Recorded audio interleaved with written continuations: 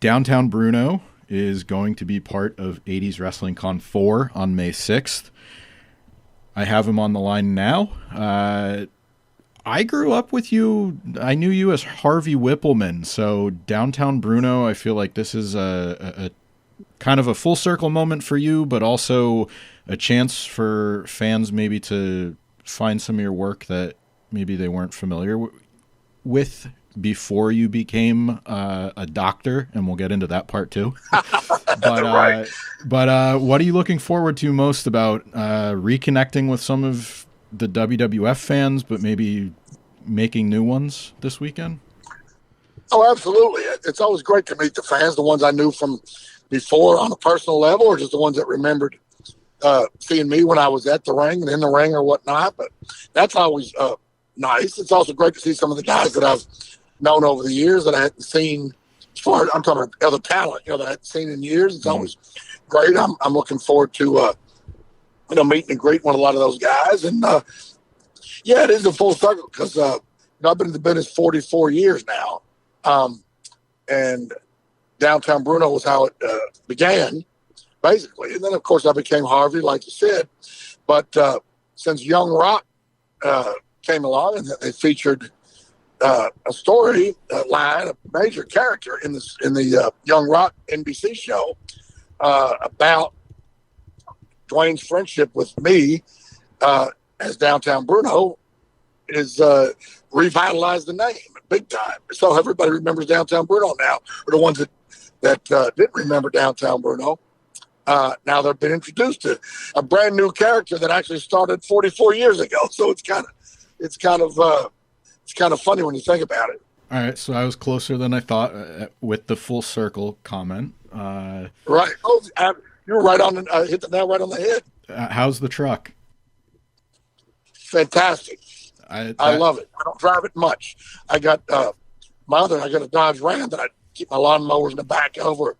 When I go to Kroger's or whatever, I use that. But if I want to go someplace fancy or someplace nice, I take the what I call my Dwayne truck.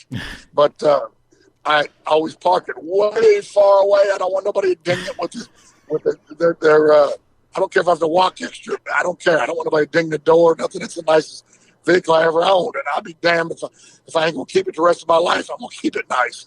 I do the same thing. I feel like once you have something like that, you're like, all right, I don't want anybody else near it. And I have 3 young kids, and I'm like, all right, do I want them to be in the car sometimes? But I don't really have a choice. Right. Gotcha. Yes. I do want to ask one more thing about Young Rock. Obviously, there's some accuracy to those stories because it was told, and you had the feature about the truck, but obviously they play it up for TV a little bit. How accurate are some of the other stories that you've been around for, like that make it to air? Well, what's funny is, all right, first of all, everybody asks me this. No, I never made eggs on the toilet. Okay. That never happened. But I mean, it's a lot of it. It's reality, but it's fictionalized. You know what I mean? Mm-hmm. The stories are based on truth. Excuse me. But some of it, they made it, because it's not just a straight up, drama, but it's certainly a comedy as well. But it's like, I guess we'd say a dramedy. So they have to make it funny. They couldn't make it just 100% realistic, or it wouldn't have any comedy to it, But it's basically the stories are on the true side, but fictionalized. Like in season 1, when Dwayne and a guy he was with that worked with at the pizza place bought him his first car from the the bums. Well, the truth is, and Dwayne has said this on many interviews and many forums, that I bought him his first car in Nashville and from the bums. And there was a bum in the back seat asleep that we didn't even see him back there. It was such a ratty, trashy vehicle. However, just like this storyline wise, they changed it. And him and the guy that he worked with at the pizza place bought him his first car, which wasn't true. It was me and him together. But, I guess they thought it was more funny to do that. Plus, he was based in Philadelphia or Scranton or someplace like that at the time. Therefore, and I obviously wasn't there. I was in Memphis. So they had to switch that up. But the gist of the story was true. Just the people involved wasn't accurate. Mm-hmm. And now that you explained it, that's where I got confused, because I had heard the real story first, and then I think it aired on the show. So that's where I got confused. Yeah, it was a little confusing to me too. But apparently Hollywood has its method to their madness, I guess you could say. So you know what?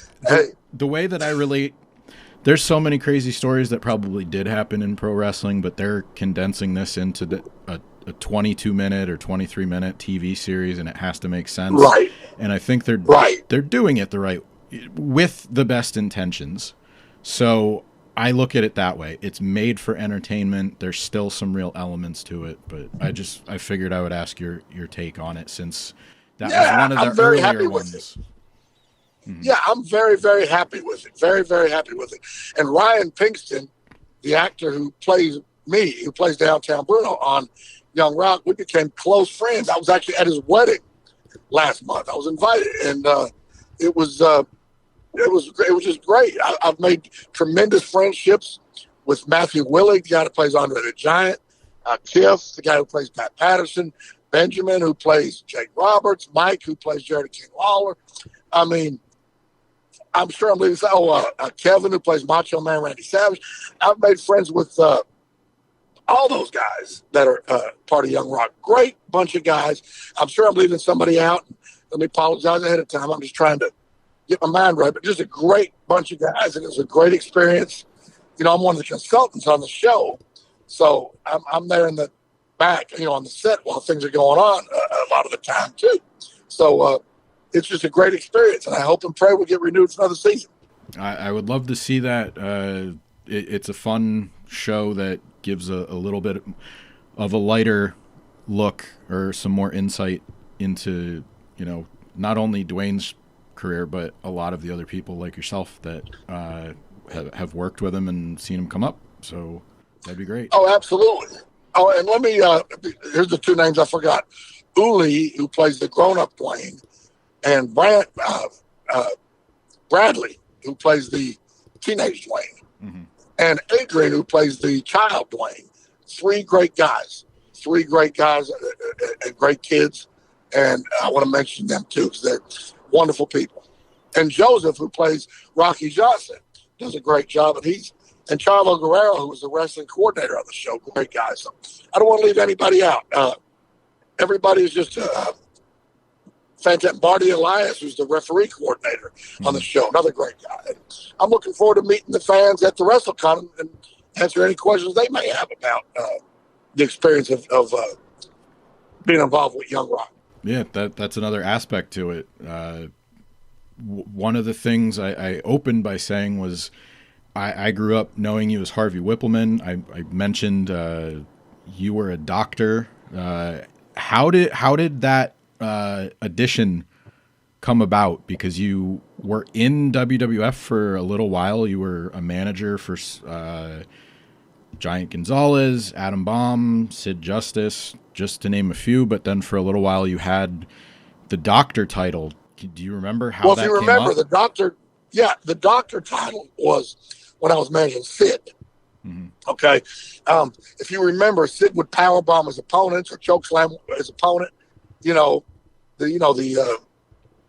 preliminary guys, let's call them, and they would be stretchered out, and I would have a stethoscope, and I would, pretend like I was examining them or whatever. So he's out, he's done. That was Sid's idea, and Jack Tunney loved it. He says, "Well, that's Dr. Harvey Wippleman." He said, for a while that was my gimmick. So it came through Sid. I didn't do it with the other people, just with Sid. Yeah. I didn't mean to get confused. I named a few of the people, but I don't think I've ever heard Sid get credit for that. So, I appreciate. Yeah, I want Sid to get the credit for it. Yeah, and this, that's what I'm on here for, right? To answer questions and tell the story as accurately as I can, I guess, as Hell, I barely remember what I had for breakfast, but I can remember stuff that happened 40 years ago. All right. Some of the other names, you were with Kamala for a little bit. Well Done, Bertha Faye, infamous for being a women's champion in the company, the first and only men's women's champion. Right. Correct. Do you have any favorite memories from that era? I'll call it the new generation era, the early 90s, just that run that you had being an on-screen persona? Well, nothing that stands out in particular to me every day, whether it's WrestleMania or a live event in a smaller venue. To me, I was just another day at work. I love the business. I've always loved the business. I love the WWE, and I wanted to perform to the best of my abilities for any crowd, any event, any venue that I'm at, and I enjoyed making friends all over the country. I enjoyed traveling and getting to see places a lot of people never would get to see, and I've been very privileged with that, and anytime, we get, a lot of us get down, we get on the road, the trip is tiresome, the flight's canceled, the flight's delayed. I always remind myself, we could be digging ditches. So I try to stay, positive, even if I get delayed and can't get home for an extra day, or I'm late, or whatever. Hey, we could be digging ditches. So I love it. I love every minute of the business that I've been in, and for 44 years now, and hopefully another 44 if I live that long. Nothing wrong with a little positivity, right? I try to be that way. I live my life positive. I live my life with the Lord Jesus Christ as my personal Savior, and I'm blessed that He blessed me for the life I've got, and I'm blessed to get to come to this WrestleCon this coming weekend, which is May the 6th. I'm really fired up about it. As you should be. I have a couple more questions for you. Absolutely. Wanted to ask about your time working as a referee. Whose idea was that? Because obviously I just mentioned you were paired up with a lot of notable names as a manager. You did some work as a referee. Whose idea was that to sort of transition you to another role in the company? Well, I can't say exactly whose idea it was, but I'll say this. When my managing career started transitioning out, I was still working behind the scenes and whatnot. But as you may or may not be aware, WWE had a working relationship with the Memphis organization, which is my home organization, where I, basically got my first break, got my feet in the business. Well, I would, on my off days when I wasn't on the road with WWE, I would referee. I was the senior referee actually for the USWA, the Memphis organization. So basically, roughly, I couldn't tell you exactly how it came about, but different WWE guys would come down to Memphis sometimes and make appearances and whatnot, and they knew I refereed there. And apparently there was an opening. I don't know if one of the referees got fired or quit, or there was just they needed extra referees or something, so they just started putting me out there as a referee on occasion. It wasn't anything full time, but I refereed, when they needed me to. So I hate to give such a vague answer, but I don't really know all the whys and wherefores, but that's basically how it came about. And one other thing, more recently, you were elected as an alderman in your hometown of Walls, Mississippi. Can you? Correct. And congratulations on that. Thank you. And I got 2 more years to serve, and hopefully I'll get reelected on that too. There you go. 2 more years out of that 44 that you're going to be around. There you go. So, In fact, it's funny you said that. We just had a town meeting last night. We have them every other Tuesday in the town hall, and I love it. I love working with my fellow aldermen and the mayor and the people in the town. And I'm hoping that we can help advance our town. We're a bedroom community just on the Memphis Tennessee borderline. So we're basically a metro area of suburb of the Memphis metro area, which, correct me if I'm wrong, I think Memphis is like the 16th biggest city in the United States. So we've got a big city right on in our backyard. So it's we're trying to capitalize on that. Mm-hmm. Now, if I understand it correctly, an alderman is like being on the city council. Is that accurate, or can you talk about Exactly? Okay. No, exactly. For example, okay, if a guy comes in and he wants to open a business in town, and the planning commission has to tell him it's got to be so many square feet.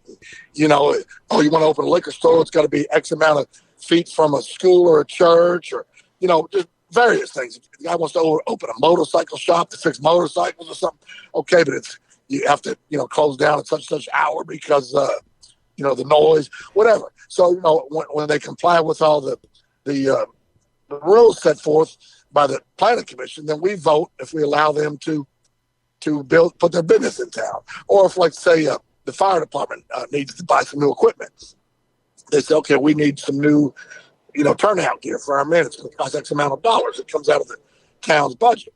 Well, naturally, we're not going to turn down the fire department for equipment, or the police department needs a new car. We vote on it, or we take bids on it, things like that. And you have to have a quorum, which means that there's 5 of us on the board. At least 3 of us have to vote yes or no in order for that to happen. If 3 of us vote no, it don't happen. If 3 of us vote yes, it happens. Sometimes somebody will abstain. There'll be a 2 and 2, yes, 2 and 2, no. And then the mayor has the deciding vote, kind of just like the vice president does in the Congress or Senate or whatever. So that's basically how it goes. Like, I abstained one time. They were doing a thing about tractor trailer parking. Well, guys that deals with those tractor trailers is the guy that I've done business with for years, and he's a close friend of mine. So I didn't think it would be fair to have me vote on it, to be a conflict of interest. So I abstained, and the mayor ended up taking my vote. So that's pretty much how that goes. Okay. I appreciate the explanation. We've covered quite a bit from your wrestling career, and obviously now your career as an alderman. Anything else you want to cover before we get out of here? Well, man, just I really enjoyed talking to you. I can tell that you've done your homework and you understand the business, and I appreciate that very much. Yeah, man, I just want to tell everybody, please come on out to the WrestleCon. Look me up. I'll be glad to talk to you about my career, anything you want to talk about post for pictures, or I'm sure they're going to have 8x10s and whatnot there for me to sign and get a photo up, whatever. And I'll be at the table with 2 really good friends of mine, the Brooklyn Brawler Steve Lombardi and Gerald Briscoe. Was a great guy, and there's going to be a ton of other people there, but that's I'll be sharing my space with. They'll be sharing their space with me, however you want to look at it. So, yeah, I'm really looking forward to it. I hope to meet everybody, and I hope everybody has a great time, and I'm sure everybody will. And come on out, come see me.